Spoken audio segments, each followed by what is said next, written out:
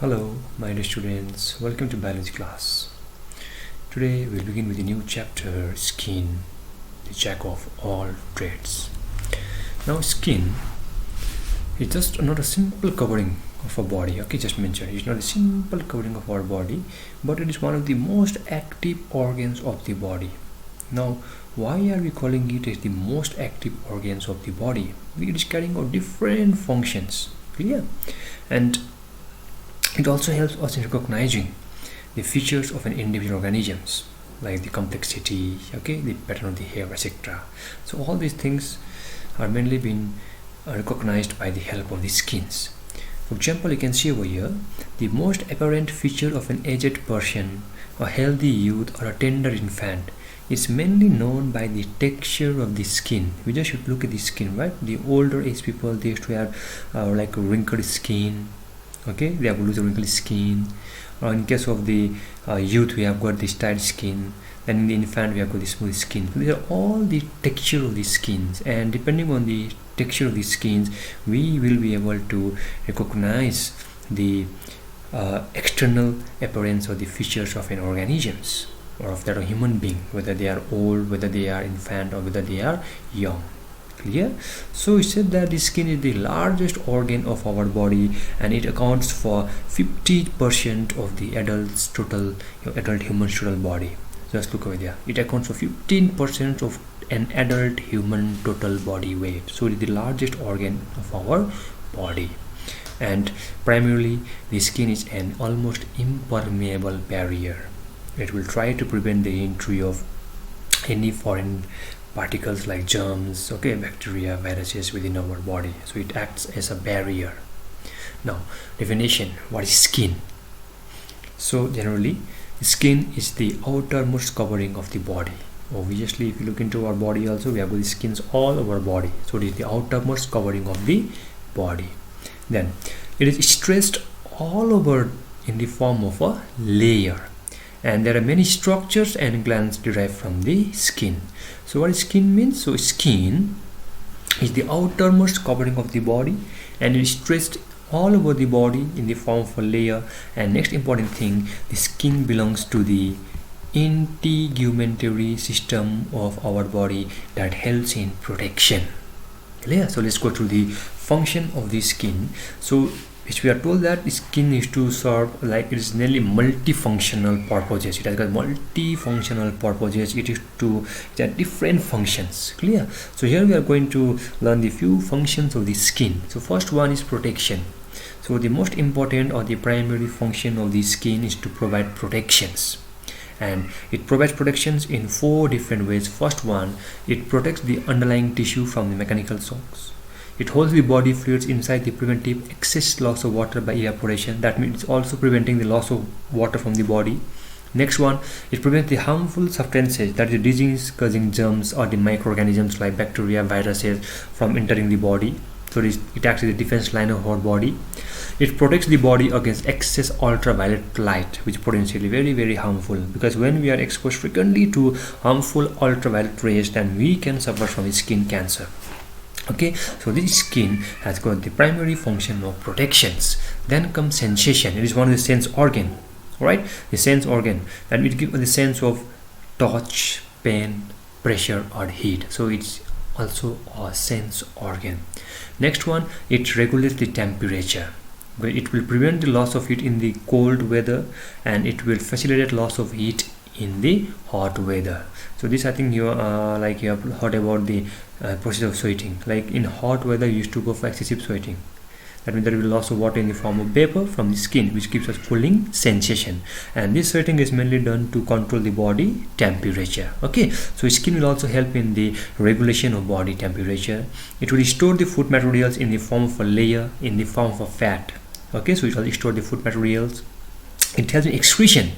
The skin will assist in excretion through sweating, where there will be loss of water, where there will be loss of salts, and to a very limited amount, the urea will also be excreted from the skin. So it also helps in excretion. Clear? Next one, it also helps in the synthesis of vitamin D. The skin can synthesize vitamin D when they're exposed to sunshine. Okay, this is the minor functions, and mechanism is not fully understood, but when we are exposed too much to the sun, our skin undergoes tanning, and even it has got various types of ill effects, like we can even go through the disease called skin cancer also. But generally skin will help in the synthesis of vitamin D. And number 7 is grip. It can help us in gripping the objects also. For example, it's given over here, like when we are overusing the water, or when we are using the water for a longer period of time, the skin at the tip of the finger, they used to get wrinkled, or they used to get puckered up. Okay, so this particular wrinkled of skin, tip of the finger, the puckered skin, let's say the tip of the finger, they used to give a better grip in the slippery and the wet environments. So skin are also helping us in gripping, having a better grip of the objects at the wet environment. Okay, so these are the general functions of the human skin. Next one, we'll go through the structure of the skins. So when we look into the component of the human skins, we have got the skin proper, and we have got the derivatives of the skin. Okay, so skin proper, we have got epidermis and the dermis. We'll go through it. And in epidermis, generally we used to call it cornifite and granular and germinative layer. The dermis, the elastic fibers which contain the blood vessels and the nerves. So which part is epidermis and which part is dermis of a skin? So let's go to the figure. So if you look over here, so this upper part, this particular portion of the skin is called the epidermis, and the lower portion just below the epidermis is called the dermis. Okay, so now we are going to learn about the epidermis and the dermis. So these are the part of the skin proper. So microscopically, when we used to view the skin under the microscope, this skin proper is composed of 2 layers of cell. The outer layer of cell, this layer of cell is called the epidermis, and the inner layer of cell, that means this layer of cell, is called the dermis. Clear? Okay, so let's go through the epidermis. So epidermis means the outer layer of the skin proper. So it is the outer thinner part of the skin. So if you look in the figure here, so this particular layer, okay, from here to here, this particular layer which is thin is called the epidermis. Sorry. Now this epidermis, they are made up of a cell called stratified epithelium cell. Okay, so this epidermis is composed of stratified epithelial cell which are piled up layer after another. Okay, so they are present one after the another, though they form a pile-like structure. And in places, the epidermis becomes thick and hard, like in case of the palm, in case of the sole, and mainly on the heel. This epidermis becomes thick and they become hard.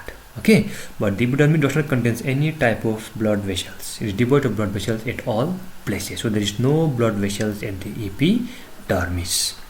Clear?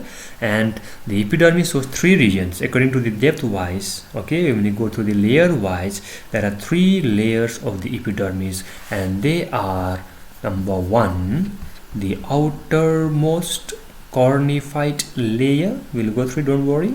Then we have got the middle granular layer, and we have the number 3 layer called the inner Malpighian layer. These are the 3 layers of the epidermis. Now the outermost cornifite layer is also called stratum corneum. So this outermost layer of the epidermis, this particular layer is called the stratum corneum or cornifite layer. Clear?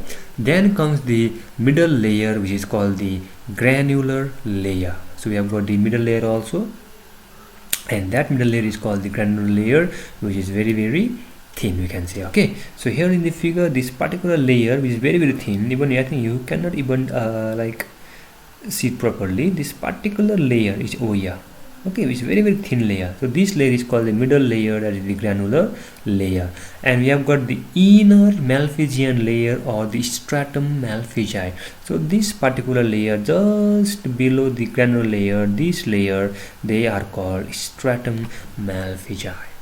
Clear? So let's just begin with the stratum corneum or the cornifite layer, which is the outermost layer, and they are made up of flattened dead cells. and this particular cells contains a protein called keratin. Okay, so these cells are made up of fibrous structural proteins which are called keratin. So the conified layer is the outermost layer of the epidermis, and it is made up of mainly the dead cells, flattened dead cells, and they are made up of protein called keratin. It's also found in case of nails, hairs, horns, hooves, and silk. Clear? And its cells are continuously worn out. Okay, and they are mainly been replaced by the cells from the beneath, mainly from the cells of the malpighian layer. That mainly the inner layer will continuously give rise to the cells of the conified layer, because those cells are continuously being worn out and they are replaced by the new cells which are produced by the inner malpighian layer or the stratum malpighi.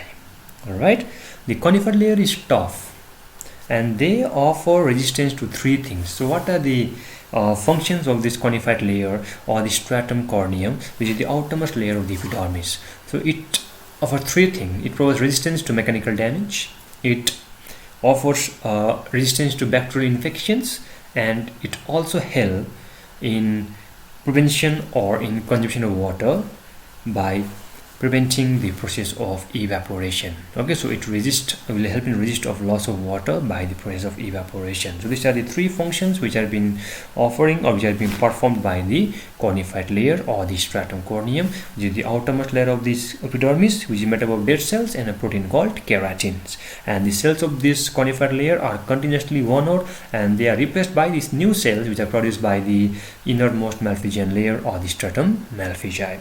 Now let's go to the next middle layer, which is called the granular layer, which is very thick layer, and it mainly consists of 2 to 3 sub layers of flattened cells. Just it is made up of 2 to 3 layers of flattened cells. It is very thin layer. Okay, and it just gives the way to the outermost conified layer. Then we go to the most innermost layer, which is called the stratum malpighi, which I have shown in the position in the figure already. So this malpighian layer or the stratum malpighi is also called the germinative layer.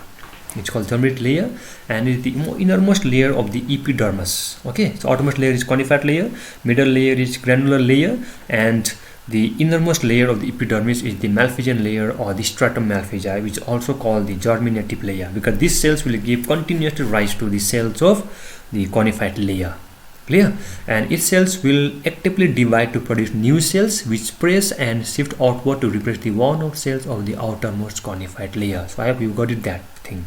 So the cells of this malpighi layer will divide on continuously and it will help in replacing the dead worn out cells of the conified layer of the epidermis. Alright, this one, so we have finished the layers of epidermis. Now the coloration of the skin is mainly dependent on the type of pigment which is present, and the name of the pigment that is present is known as the melanin. Okay, and melanin is contained in the cell of the malpighian layer. So the different quantities of this pigment is different in different human races. Like in case of Negros, which are like where they have genetically dark colored skin, they have got more amount of melanin. Okay, the European are light colored white, they have got lesser amount of melanin, and most Indians, they have got intermediate colored skin. So all these skin colorations are due to the presence of the pigment called melanin. In fair colored people also, on continued exposure to sunlight, the skin will undergo tanning. Okay, but they will come back to original positions when they are not exposed to the sun. Okay, so remember the name of the pigment, which is called melanin, and depending upon this pigment melanin, we have got different pigmentation of the skin or the color of the skin. Now next one, the two abnormal conditions of the skin pigmentations. What are these diseases? First one is called leukoderma, also called vitiligo. Now skin pigmentation melanin is lost from the smaller or from the larger patches. It's not lost throughout the entire body, but in some part of the body the skin pigment melanin is absent, which is called leukoderma. But in other cases there will be complete loss of pigmentation of the skin all over the body, and that particular disease is called albinism, also called albino. Okay, so the skin of the affected individuals, they appear pinkish because of the underlying blood capillary. Albinism is a recessive trait caused due to the inheritance. An albino couple will produce all albino children, so it can be inherited. It can be passed from the parents to the offspring. Okay, now Next one, we'll talk about the next layer of the skin, which is called the dermis. If you remember, we are learning about the skin proper, which is mainly composed of epidermis and the dermis. We have finished epidermis, which is mainly composed of conifer layer cells, the outermost layer cells called the stratum corneum, the middle layer cells called the granule layer, and the innermost cells called the malpighian layer or the stratum malpighi, also called the germinative layer, because its cells will keep on dividing continuously and will replace the dead or worn out cells of the cornified layer. Now we are going to the next part of the skin proper, which is called the dermis. Okay, so we are going to discuss this part of the skin proper. Now dermis is the inner thick layer of the connective tissue, and it is made of elastic fiber. It is tough and flexible. So at certain places, the dermis on our skin is very thick, like on the palm, on the sole, and very thin at the eyelids.